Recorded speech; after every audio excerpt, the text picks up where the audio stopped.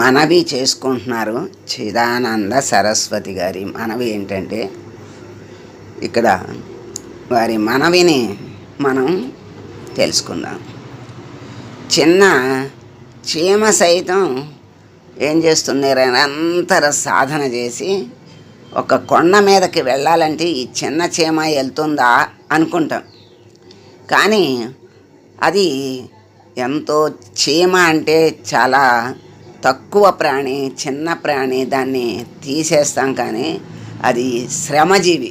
చీమ అంటేనే శ్రమజీవి. తన శక్తికి మించి బరువుని మోస్తుంది. ఒక క్రమశిక్షణలో అవి ప్రయాణం చేస్తాయి. మరి చీమ నుండి నేర్చుకునేటువంటి లక్షణాలు చాలా మంచివి ఉన్నవి. అంటే నిరంతరం శ్రమ చెయ్యటం అనేది ఎంత గొప్ప లక్షణమో, ఆ లక్షణం వల్ల వాళ్ళు ఎంత అభివృద్ధిలోకి వస్తారో తెలుసుకుని మరి ఆ శ్రమ పడితే వాళ్ళు తప్పకుండా శిఖరాగ్రాన్ని చేరుకుంటారు.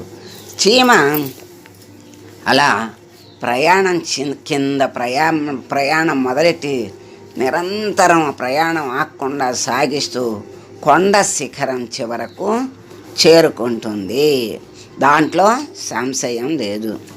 అలాగే మరి వారు ఏం చెప్తున్నారంటే, నాకు ఎక్కువ చదువు లేకపోయినా నిరంతర సాధన చేత శోధించితే మోక్ష సౌధానికి సోపాన మార్గం కనిపించింది.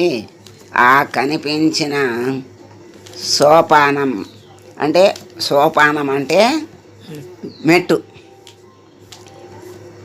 ఆ సోపాన మార్గాన్ని నేను తెలుసుకున్నాను, దానిలో ప్రయాణించాను. మరి చివరికి ఈ విధంగా మరి సాధించగలిగాను అని చెప్పారు. ఆ భగవంతుని ఎట్లా ఎవరు సాధించగలరు అంటే, భగవంతుని అనుగ్రహాన్ని పొందిన వాళ్ళే సాధించగలరు.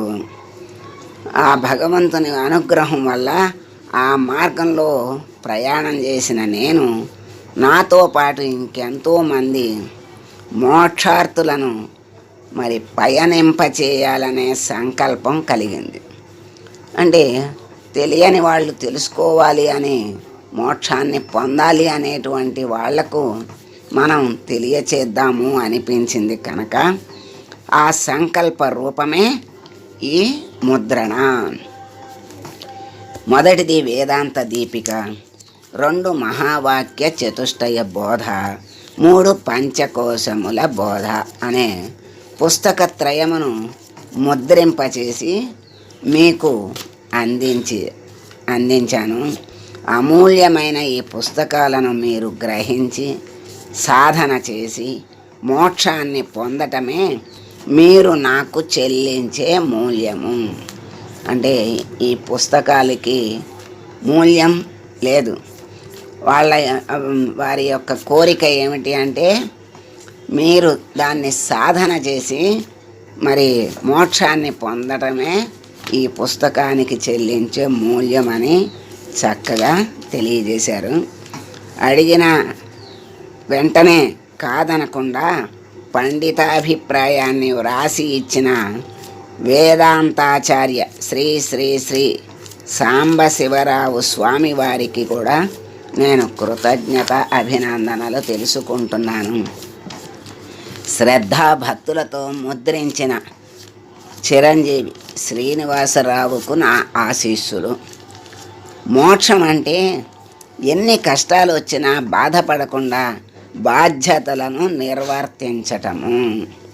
అంటే బంధాన్ని దృష్టిలో పెట్టుకోకుండా బాధ్యతల్ని దృష్టిలో పెట్టుకుని వచ్చిన బాధలను మరి స్వీకరించి, మోక్షం దృష్టిలో ఉన్నప్పుడు అది నేను, ఈ శరీరము నేను, ఇది నేను అనుభవిస్తున్నాను అనేటువంటి భావం ఉండదు కనుక తేలిగ్గా మరి జ్ఞాన మార్గంలో ఉంటే ఆత్మ నేను అనుకున్నప్పుడు మరి ఆ నేను దేహంతో అనుభవిస్తున్నాను అనేటువంటి బాధ ఉండదు. కనుక బాధపడకుండా బాధ్యతల్ని నిర్వర్తించటం చాలా తేలిక. మోక్షం అంటే ఎన్ని కష్టాలు వచ్చినా బాధపడకుండా బాధ్యతలను నిర్వర్తించటం తేలిక. అందుకే ఈ సద్గ్రంథాన్ని మీకు అందించాను.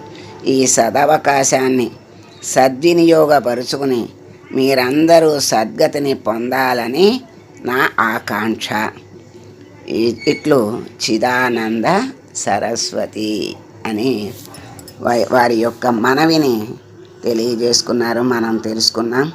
వారి యొక్క కోరిక ప్రకారం మనం కూడా మరి స్వీకరించి దీన్ని మోక్షార్థులమై వీటిని స్వీకరించి మోక్షాన్ని పొందుదాం. సర్వే జనా సుఖినో భవంతు. సమస్త సన్మంగళాని భవంతు.